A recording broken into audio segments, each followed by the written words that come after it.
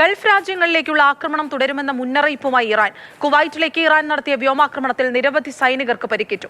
ഖത്തറിൽ മിസൈൽ അവശിഷ്ടങ്ങൾ വീണ ഒരു കുട്ടിക്ക് പരിക്കേറ്റു. തെക്കൻ ഇറാനിലെ പാലങ്ങളും വൈദ്യുതി വിതരണ കേന്ദ്രങ്ങളും മിസൈൽ ആക്രമണത്തിൽ തകർത്തതായി അമേരിക്കയും അവകാശപ്പെട്ടു.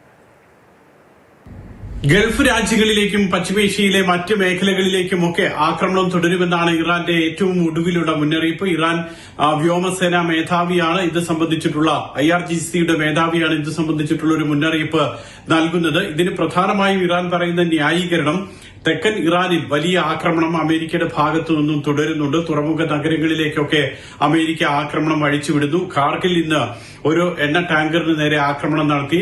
ബന്ദർ അബ്ബാസ് തുറമുഖത്തേക്ക് ആക്രമണം നടത്തി. അപ്പോൾ ഇത്തരത്തിൽ അമേരിക്ക ആക്രമണം തുടരുമ്പോൾ കയ്യും കെട്ടി നോക്കി നിൽക്കാനാകില്ല, തിരിച്ചടിക്കുമെന്നാണ് ഇറാന്റെ ഭീഷണി. ഇതോടൊപ്പം തന്നെയാണ് കുവൈറ്റിലേക്കുണ്ടായിട്ടുള്ള അതിഭീകരമായിട്ടുള്ള ആക്രമണം. ഒരു ഇടവേളയ്ക്ക് ശേഷം ഏറ്റവും ശക്തമായിട്ടുള്ള ആക്രമണമാണ് കുവൈറ്റ് നേരിടേണ്ടി വരുന്നത്. ഡ്രോണുകളും മിസൈലുകളും ഉപയോഗിച്ചുള്ള ആക്രമണത്തിൽ കരസേനയിലെ നിരവധി പേർക്ക് പരിക്കേറ്റു. ആ സൈനികരെ പ്രവേശിപ്പിച്ചിട്ടുള്ള ആശുപത്രിയിലൊക്കെ കരസേനാ മേധാവി എത്തുകയും സൈനികരെ കാണുകയും ഒക്കെ ചെയ്തിരുന്നു. അത്തരത്തിൽ ഗുരുതരമായിട്ടുള്ള പരിക്ക് പലർക്കും പറ്റിയിട്ടുണ്ട്.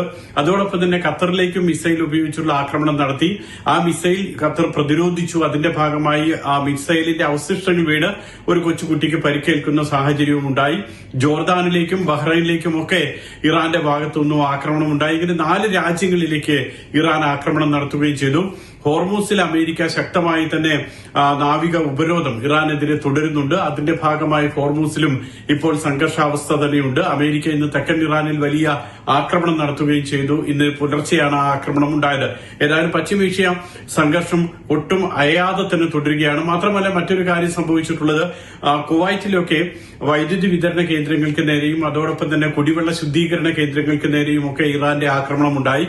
എന്ന് പറയുമ്പോൾ മനുഷ്യരെ നേരിട്ട് ബാധിക്കുന്ന അടിസ്ഥാന സൗകര്യങ്ങളിലേക്ക് പോലും ആക്രമണം നടത്തുന്ന സാഹചര്യമാണ് നിലവിലുള്ളത്. ദുബായിൽ നിന്നും സുരേഷ് വെള്ളിമുറ്റം, മാതൃഭൂമി ന്യൂസ്.